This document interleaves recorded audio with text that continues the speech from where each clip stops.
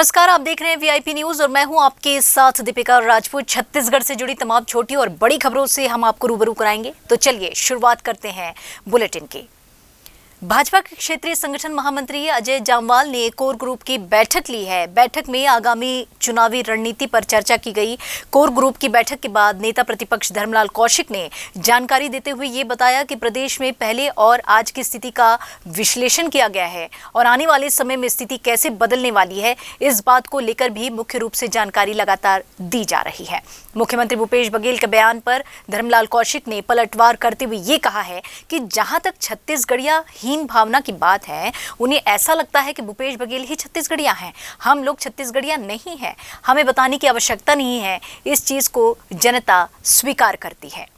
जो कार्यक्रम चल रहे हैं, क्या क्या कार्यक्रम है प्रदेश में, उसकी एक प्रकार से जानकारी लिए, जिसमें अभी मुख्य रूप से तिरंगा यात्रा की बात है कि तिरंगा के यात्रा की यहाँ पर क्या स्थिति है, उसकी बैठकें कितनी हुई है और प्रदेश का लक्ष्य क्या निर्धारित किए हैं, उसके अनुरूप क्या स्थिति है।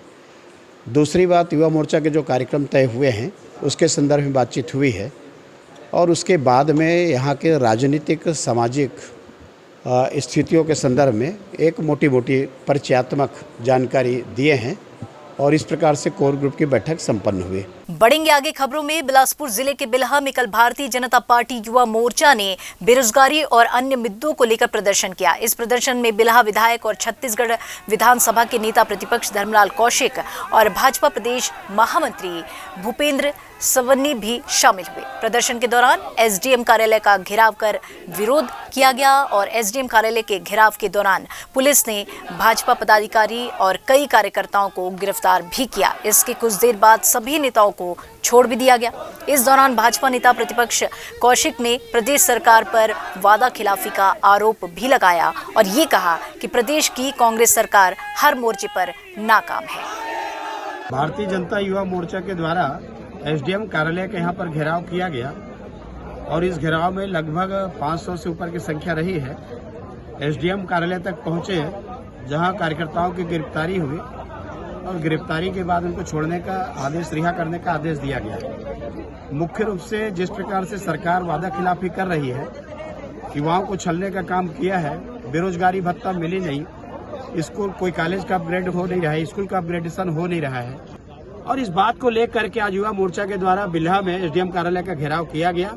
बढ़ेंगे अगली खबर की ओर। तो प्रदेश के कई जिलों में बाढ़ जैसे हालात हैं, लेकिन साथ ही प्रदेश के कुछ जिले ऐसे भी हैं जहां ना के बराबर बारिश हुई है, जिसकी वजह से किसान चिंतित हैं। ऐसा ही नजारा सरगुजा संभाग के जिलों का है, जहां खेती के लिए किसानों को अब भी अच्छी बारिश का इंतजार है। देखिए हमारे सहयोगी गोल्डी गजेरिया की यह खास रिपोर्ट।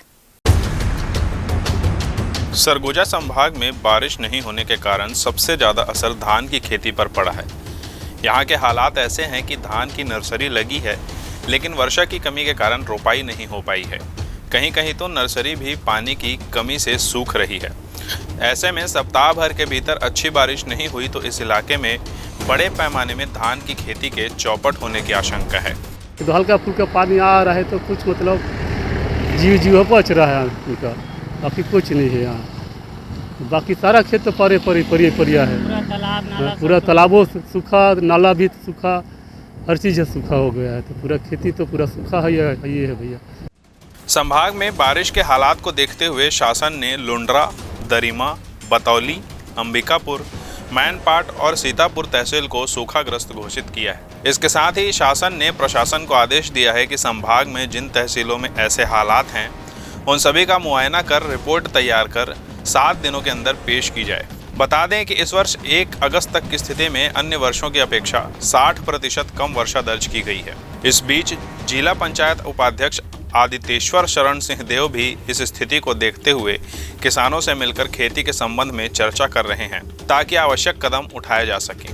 धान का फसल नर्सरी के आगे जा नहीं पाया है। किसान के खेतों में पानी रुक नहीं रहा है। बारिश आ भी रही है, कुछ पानी अगर रुक भी रहा है मान लें तो वो रात भर में ही ज़मीन सोख ले रही है। तो इस बार की धान की खेती तो प्रभावित ज़रूर दिख रही है। हम लोग ने जो लोगों ने अपनी बात रखी है इसी को सामने रखेंगे। वर्षा के रेनफॉल के भी फिगर्स जो हैं उसको भी सामने रखेंगे और जो कनाल है अपना घुनघुट्टा का LBC, उसका जो कमांड एरिया छोड़ के बाकी एरिया है वहाँ पर हम लोग बोलेंगे जाके अच्छे से शासन प्रशासन की तरफ से सर्वे भी हो और उसी के हिसाब से रिपोर्ट आगे जाए। बारिश न हो पाने से किसानों की फसलों को नुकसान हो रहा है और वे शासन से मदद की गुहार लगा रहे हैं। इसी मामले पर कलेक्टर ने कहा कि क्षेत्र में बारिश नहीं हो रही है, जिससे कि अपेक्षाकृत वर्षा का प्रतिशत कम हो रहा है और इन तहसीलों का सर्वे भी कराया जाएगा, जिसकी रिपोर्ट शासन को भेजी जाएगी। जाके किसानों से मैंने बात किया, खेत पे उतरा, किसानों से बात किया, किसानों के चेहरे पे मायूसी थी, तो उनसे बात की और उनको बताया कि भाई सरकार बिल्कुल आपके साथ है, छत्तीसगढ़ शासन आपके साथ है और आपको जो भी जिस तरह की मदद होगी, चाहे वो राहत आपदा कार्य हो, मनरेगा के काम हो या कुछ नए बीज अगर आप जो अभी हो सकता है, रोपाई हो सकती है, तो उसको मैंने उनको ढाढ़स बनाया, उनको एक बल देने का काम किया और सभी विभाग के कर्मचारी फील्ड पे जाके नजरी आकलन करके रिपोर्ट देंगे और रिपोर्ट आने के बाद वो रिपोर्ट हम लोग को समय सीमा में प्रस्तुत करना। रिपोर्ट आने के बाद जो है शासन इसको सूखाग्रस्त वो करेगी, डिक्लेयर करेगी। हालांकि शासन प्रशासन इस मामले को लेकर सक्रिय हो चला है, लेकिन फिर भी किसानों को राहत कब तक मिलती है यह देखने वाली बात होगी। सरगुजा से गोल्डी गजौरिया की रिपोर्ट। और इधर पिछले कई महीनों से छत्तीसगढ़ लगातार देश में सबसे कम बेरोजगारी दर वाले राज्य का गौरव हासिल करता आया है। जुलाई माह में भी राज्य की बेरोजगारी दर मात्र 0.8% रही, जबकि देश की औसत बेरोजगारी की अगर बात करते हैं तो यह दर 6.9% दर्ज की गई है। क्राइम के नए आंकड़ों के अनुसार जुलाई माह में हरियाणा में 26.9%, जम्मू और कश्मीर में 20.2%, बिहार में 18.8%, गोवा में 13.7%, त्रिपुरा में 13%, दिल्ली में 8.9%, पंजाब में 7.7%, हिमाचल प्रदेश में 6.3%, गुजरात में 2.2%, मध्य प्रदेश में 2.0% बेरोजगारी दर जो है वो दर्ज की गई है। 3.5 साल पहले मुख्यमंत्री भूपेश बघेल के नेतृत्व में छत्तीसगढ़ में नई सरकार बनने के बाद शहरी और ग्रामीण अर्थव्यवस्था को संतुलित करने वाली तथा रोजगार के नए अवसरों का सृजन करने वाली योजनाओं पर शासन का सर्वाधिक जोर रहा है। और अगस्त के आते ही त्योहारों की शुरुआत हो जाती है। ऐसे में त्योहारों के चलते बच्चों के स्कूल में छुट्टियां पड़ जाती हैं। वहीं इस बार भी सरकार ने कोरोना संक्रमण को देखते हुए स्वतंत्रता दिवस पर स्कूली बच्चों के कार्यक्रम पर रोक लगा दी है। कोरोना महामारी के चलते पिछले 2 सालों से स्वतंत्रता दिवस कार्यक्रम में स्कूली बच्चों को नहीं बुलाया जा रहा था। सामान्य प्रशासन विभाग ने स्वतंत्रता दिवस समारोह के आयोजन संबंध में दिशा निर्देश जो है वो जारी कर दिए गए हैं। सभी शासकीय भवनों और ऐतिहासिक स्थानों पर राष्ट्रीय ध्वज फहराया जाएगा।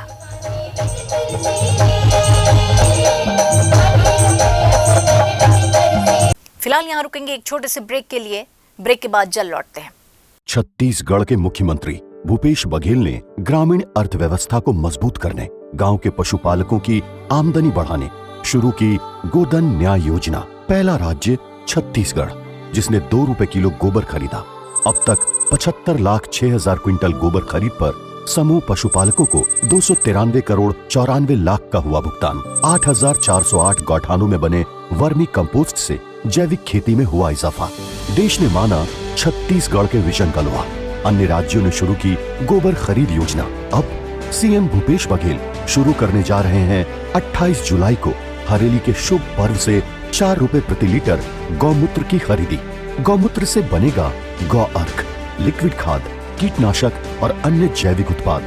देश देख रहा है छत्तीसगढ़ का डेवलपमेंट मॉडल, जिसके केंद्र में है गांव, किसान और पशुपालक।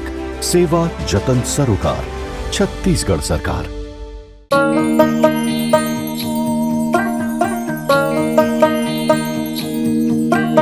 जय जय महतारी, जय जय महतारी।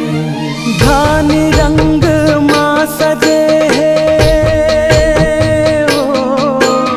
धान रंग माँ सजे है छत्तीसगढ़ महतारी। तोर को राहे सरग जैसन, जय जय महतारी। हसिया बाली हाथ में सोहे, हसिया बाली हाथ में सोहे किस्म किस्म फुलवारी।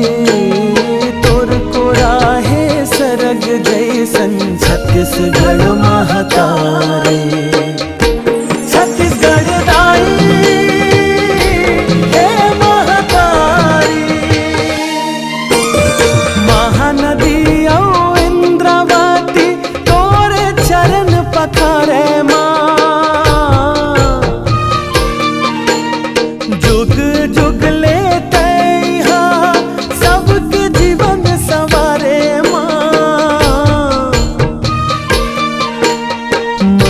महर यहाँ के माटी गर्भ रतन भरे हैं। हरियर हरियर रुख उड़ाए मन के मन लहरे। मौर मुकुट तोरे यहाँ के पर्वत कर गए ऋषि नर नारे। तोर को राहे सरग जैसन छत्तीसगढ़ महताए। छत्तीसगढ़ दाई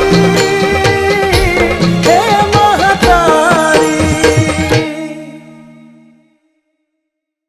ब्रेक के बाद एक बार फिर आप सभी का स्वागत है। बढ़ेंगे अगली खबर की ओर। तो अंबिकापुर के मेडिकल कॉलेज अस्पताल में 4 साल के बच्चे का मोतियाबिंद का सफल इलाज हुआ है। दरअसल 4 साल के बच्चे को मोतियाबिंद की वजह से देखने में दिक्कत आ रही थी, जिसके बाद गांव के ग्रामीणों और सरपंच की सहायता से उसे अस्पताल में भर्ती कराया गया, जहां चिकित्सकों ने बच्चे का सफल ऑपरेशन किया। आपको हम ये भी बता दें कि नेत्र रोग से पीड़ित कम उम्र के बच्चों के इलाज के लिए पहले अत्याधुनिक चिकित्सा उपकरण और योग्य प्रशिक्षित चिकित्सकों के नहीं होने के कारण रायपुर रेफर कर दिया जाता था, लेकिन सरकार की मदद से अब सुविधा उपलब्ध होने के बाद अंबिकापुर के मेडिकल कॉलेज अस्पताल में ही नेत्र रोग संबंधी इलाज हो पा रहे हैं और अब कहीं और जाने की ज़रूरत नहीं पड़ती।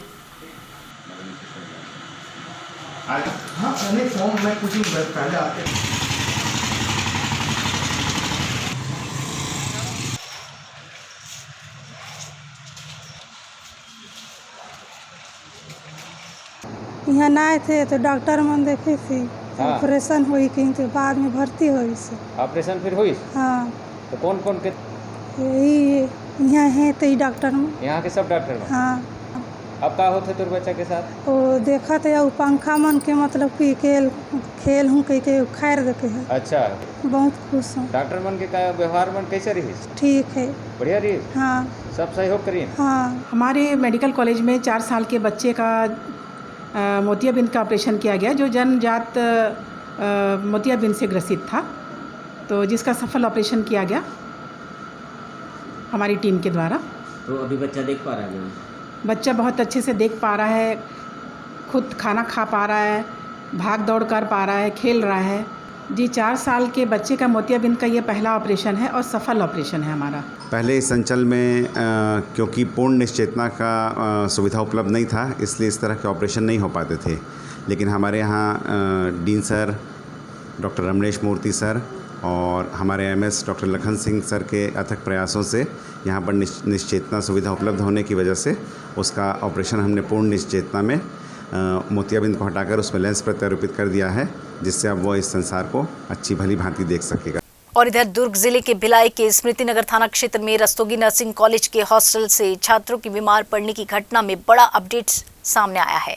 इस घटना में लगभग 60 छात्रों को फूड पॉइजनिंग की शिकायत के बाद अस्पताल में भर्ती किया गया था, जिसके बाद प्रदेश भर में अफरा तफरी का माहौल मच गया था। घटना के बाद प्रशासन ने कार्रवाई करते हुए कॉलेज संचालक को नोटिस थमा दिया है, जिसके तहत तत्काल प्रभाव में 3 दिनों के अंदर बच्चों को हॉस्टल में से दूसरी जगह शिफ्ट कर व्यवस्थाएं दुरुस्त करने के आदेश भी दे दिए गए हैं। इस संबंध में नगर निगम के महापौर नीरज पाल ने मीडिया से खास बातचीत की। सबकी जांच की है और ये पाया है कि वहाँ पर बच्चों के रहने लायक मतलब उनको बच्चों को खाने के लिए कुछ उन पे हाइजेनिक जैसा होना चाहिए, उसमें कुछ कमी थी, इसीलिए उनको वहाँ नोटिस भी दिया गया है। और जो जिस जगह पे छात्रावास इनका चल रहा है, उस छात्रावास में भी ये देखा गया कि वो पूरी तरह से जैसा बच्चों के लिए होना चाहिए, वहाँ पे बहुत सारी कमियां पाई गई। और कहते हैं कि डॉक्टर भगवान का दूसरा रूप होते हैं। इस बात को दंतेवाड़ा के डॉक्टरों ने साबित करके भी दिखा दिया है। जी हाँ, जिला अस्पताल में एक गर्भवती महिला ने ऐसे बच्चों को जन्म दिया जिसकी ना तो सांसें चल रही थी और ना ही धड़कन, शरीर में कोई मूवमेंट तक भी नहीं हो रहा था, जिसके बाद शिशु रोग विशेषज्ञ ने ट्रीटमेंट के बाद आधे घंटे के बाद बच्चे की किलकारी गूंजने लगी। शिशु रोग विशेषज्ञ डॉक्टर राजेश ध्रुव ने कहा कि 15 साल के करियर में पहली बार ऐसा मामला देखा है हमने, जहां ऐसे बच्चे को वापस ठीक कर लिया गया। मैं सोच भी नहीं सकती थी मेरा बच्चा बच जाएगा। बिल्कुल सांस ले नहीं पा रहा था, ना उसका धड़कन नहीं चल रहा था। और यहाँ के पूरे स्टाफ ने मिल के पूरी मेहनत लगन से मेरे बच्चे को बहुत अच्छा से इलाज करके उसको एक नया जन्म और दिया। और बाकी पूरे स्टाफ मिल के बहुत अच्छा मेहनत की, इसके लिए मैं सब धन्यवाद करती हूँ। और रायगढ़ जिला प्रशासन ने अब यातायात को शहर में सुगम बनाने के लिए एक मुहिम छेड़ दी है।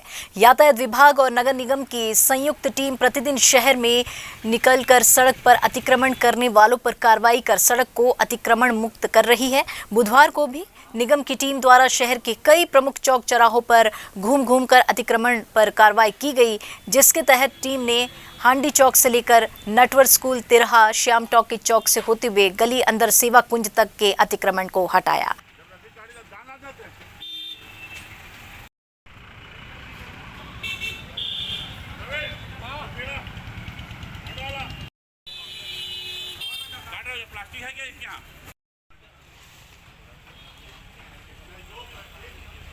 हंडी चौक से लेकर के आपका नटवर स्कूल का जो तिराहा है वहाँ तक, वहाँ से आपका श्याम टाकिज चौक तक, श्याम टाकिज के गली के अंदर से आपका सेवा कुंज तक का अतिक्रमण को हटाया गया है, क्योंकि यहाँ पर यातायात बहुत व्यस्तम था और आने जाने के लिए पब्लिक को बहुत परेशानी होती थी। तो यातायात के विभाग के निर्देशानुसार आज उस रोड पर कार्रवाई की गई। फिलहाल यहाँ रुकेंगे एक और छोटे से ब्रेक के लिए, जल्द लौटते हैं। छत्तीसगढ़ सरकार ने ग्रामीणों और किसानों के सहयोग से रोका छेका अभियान की शुरुआत की है। प्रदेश में फसलों की सुरक्षा और किसानों की आय में वृद्धि के साथ साथ मवेशियों को सड़कों से दूर रखने की मंशा से रोका छेका अभियान को प्रारंभ किया गया है। छत्तीसगढ़ में रोका छेका पुरानी परंपरा रही है और छत्तीसगढ़ सरकार लगातार प्रदेश की परंपरा एवं लोक संस्कृतियों के संवर्धन और संरक्षण की दिशा में कदम बढ़ा रही है। हमारे सभी किसानों की जी तोड़ मेहनत से उगाई गई फसल को जानवरों का चारा बनने से बचाने के लिए रोका छेका अभियान की छत्तीसगढ़ में शुरुआत हुई, ताकि हमारे किसानों की मेहनत पानी में न जाए और उन्हें उनका पूरा मेहनताना मिल सके। सरकार द्वारा चलाई जा रही रोका छेका योजना में किसानों की फसलों की सुरक्षा के साथ साथ मवेशियों की सुरक्षा को भी ध्यान में रखा गया है। मवेशियों के लिए गोठानों की व्यवस्था की गई है, ताकि आवारा मवेशियों के सड़क पर विचरण करने से होने वाली दुर्घटना की आशंका को कम किया जा सके। छत्तीसगढ़ सरकार की रोका छेका योजना यह साबित करती है कि छत्तीसगढ़ सरकार को जनता, किसान और मवेशियों के भविष्य की चिंता है और आगे भी इसी तरह की योजनाएं लाकर उन्नति और विकास की ओर एक और कदम बढ़ाएंगे।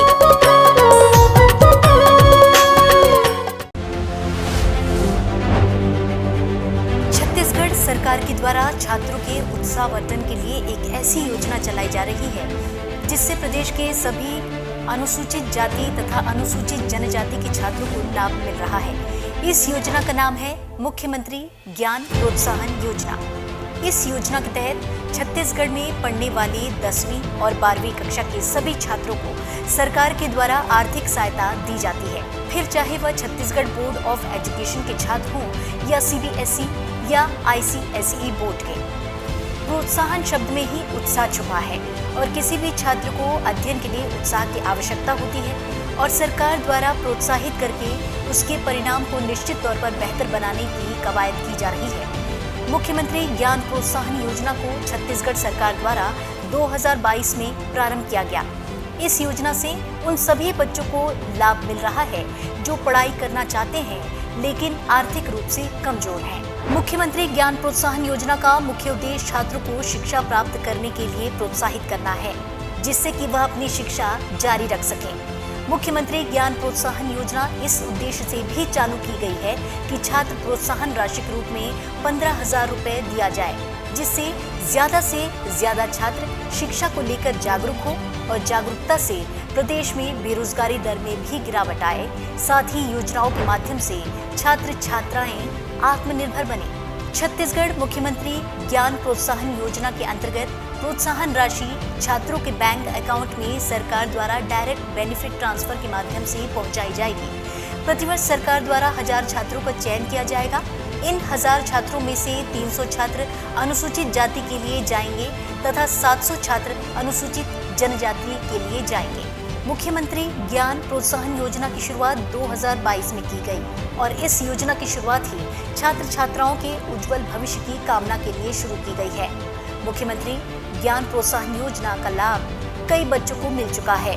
इस योजना की उपयोगिता और अपनी भविष्य की उड़ान में सुनहरे पंख लगाने भविष्य के कर्णधार मुख्यमंत्री ज्ञान प्रोत्साहन योजना से जुड़कर उसका लाभ ले रहे हैं।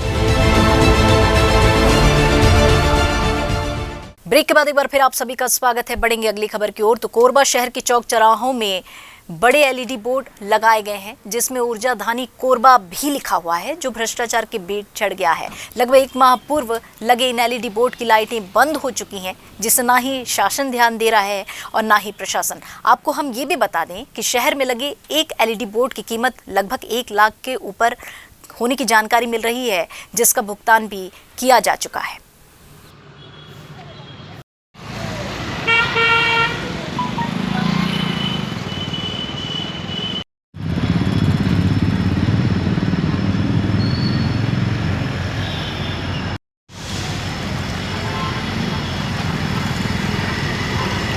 जो भी अनियमितता पाई जा रही है वो ठेकेदार के विरुद्ध कार्रवाई करना चाहिए और इस शहर के विकास के लिए और शहर के सौंदर्यीकरण के लिए लगाया गया था।